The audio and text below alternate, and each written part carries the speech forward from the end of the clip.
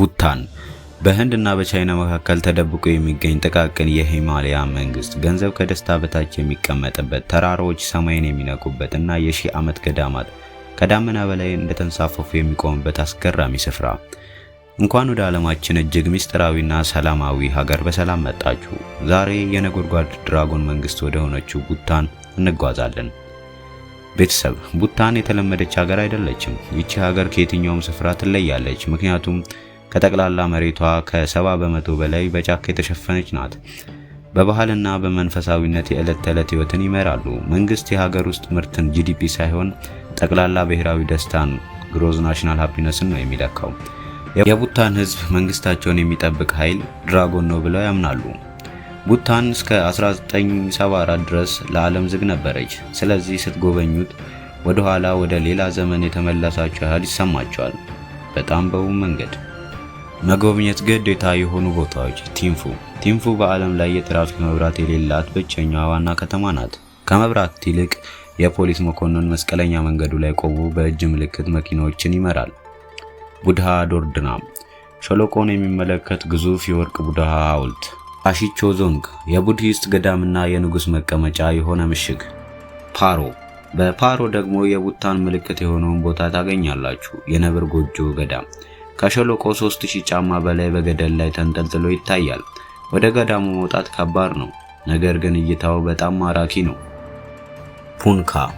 ፑንካ እንደ ስዕል ትታያለች። ሁለት ወንዞች ሸለቆ መሃል ይገናኛሉ እና እዚያው ፑንካ ዞንግ ይቆማል። በኤሲያ ካሉ እጅግ ውብ ምሽጎች አንዱ ነው። ተፈጥሮ የምትወደው ሀገር ብትኖር ቡታን ናት። ማለቂያ የሌለው ጫካ፣ የተጠበቁ ንጹህና በእንስሳት የተሞሉ በበረዶ የተሸፈኑ ሂማሊያ።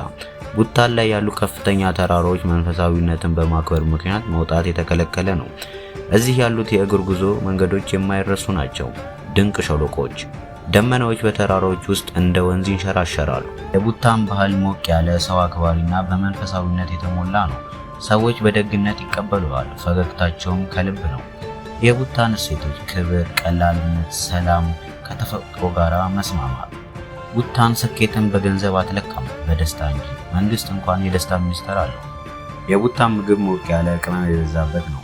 ለቀዝቃዛ ተራራማ አየር ሁኔታ ፍጹም ነው። ኤማ ዳቲሽ ብሔራዊ ምግብ ቃሪያና አይብ። በጣም ያቃጥላል ግን ጣፋጭ ነው። ቀይ ሩዝ ቡታን ውስጥ ብቻ የሚበቅል ልዩ ሩዝ። ሞሞስ በእንፋሎት የበሰሉ አትክልትና ስጋ ያላቸው ዳምፕሊንጎች። የቡታን ሰዎች ቃሪያ ይወዳሉ። ቁርስም ቢሆን ቅመም የበዛበት ሊሆን ይችላል። ቡታን ብዙ ቱሪስቶችን ለመገደብ የዕለት ክፍያ ትጠይቃለች። ይህ ባህላቸውንና ተፈጥሯቸውን ለመጠበቅ ይረዳል። አየር ሁኔታ በበጋ ቀዝቀዝ ያለ፣ በክረምት በጣም ብርድ ነው። ቡታን የተለመደ የጉዞ መዳረሻ አይደለም፣ እውነተኛ መንፈሳዊ ጉዞ ነው። ለመልክዓ ምድሩ ትመጣላችሁ፣ ግን ወደ ቤት ስትመለሱ ሰላምን በልባችሁ ይዛችሁ ትመለሳላችሁ። ንጹህ፣ ጸጥ ያለች፣ አስደናቂና ጥልቅ ትርጉም ያላት ሀገር ከፈለጋችሁ ቡታን መጎብኘት ከሚገቡ ምርጥ ሀገራት አንዷ ናት። ከኔ ጋራ ወደ ቡታን የነጎድጓድ ድራጎን መንግስት ስለተጓዛችሁ አመሰግናለሁ። ይህንን ጉዞ ከወደዳችሁት ላይክ፣ ሰብስክራይብ በማድረግ በሚቀጥለው ጊዜ ዓለም ላይ የተደበቀችው ሌላ እንቁ አብሬያችሁ እንድፈልግ ጋብዣችኋለሁ።